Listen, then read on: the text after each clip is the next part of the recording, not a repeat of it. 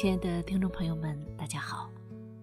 今天和大家分享的诗作是来自头条好友蓝山的诗歌《如果去看你》。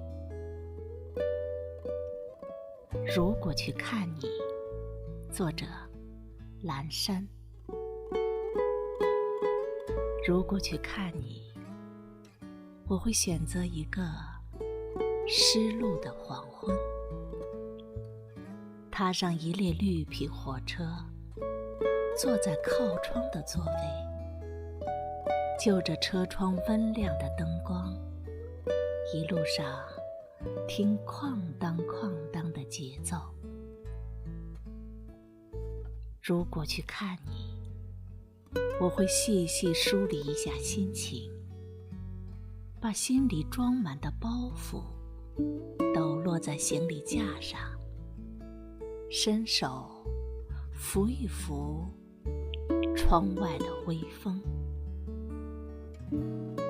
如果去看你，我只带一本诗集，那些光阴的凝露已汇成清湍的河流，海蓝色的封面画着深深浅浅的足迹。